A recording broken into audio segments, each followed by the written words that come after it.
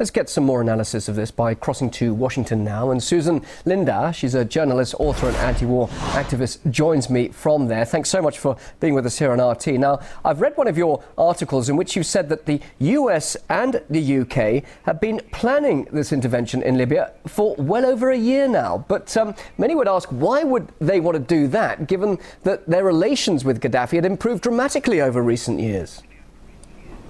Well, first of all, we began to hear last summer, it hasn't been quite a year, last summer we began to hear that Gaddafi was pressuring the US and British oil companies for compensation and reimbursement for the damages from sanctions in the 1990s. Gaddafi had been put under sanctions for the Lockerbie bombing, the bombing of Pan Am 103, and the United Nations had demanded that Libya turn over 2 men for trial at The Hague. What happened at the trial was the United States paid witnesses $4 million apiece to testify against the Libyans, and those witnesses have now recanted their testimony. The Lockerbie trial made it clear that Libya had nothing to do with that case, and it has been a great embarrassment for the West. And now Gaddafi has, last summer we began to hear that Gaddafi was trying to gain some compensation, some kickbacks possibly, some fees from the oil companies. And in October, Occidental Petroleum and Chevron, two major U.S. oil companies, pulled out of Libya. And I think from October on, there was going to be something that would happen to Libya to punish them for making things hard for U.S. oil. It's definitely an imperialist action. Did Gaddafi see this coming? Did he have any idea about this possible action?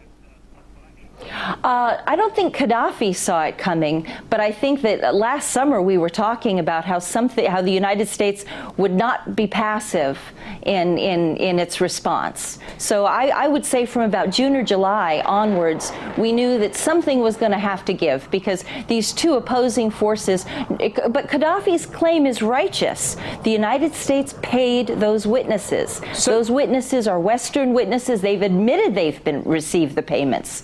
But do you think Gaddafi should be allowed to stay on, or is it the right thing that the US, the UK and France should now try to remove him? Is this the right thing to do?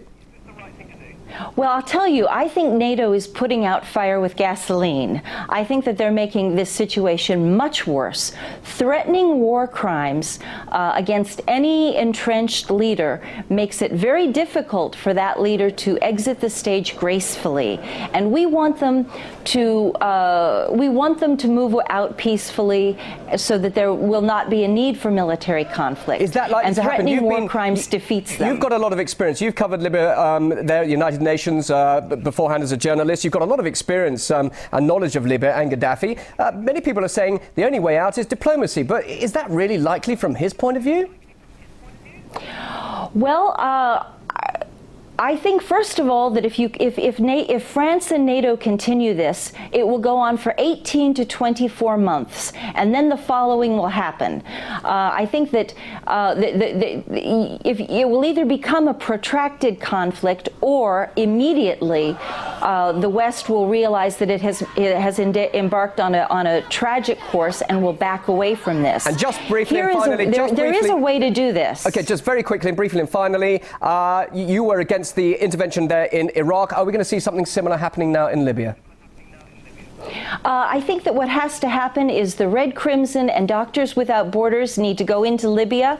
That requires a dramatic reduction in the conflict so that they could set up base there.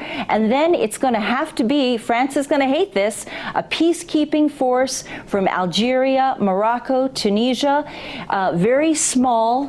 Gaddafi might be persuaded to accept local intervention, whereby local peacekeepers would come in on the ground and would get in between these two warring parties until possibly elections could be held in 6 months. Okay, Susan Lindau, thanks so much for your time, for joining us live there in Washington, D.C. Thank you.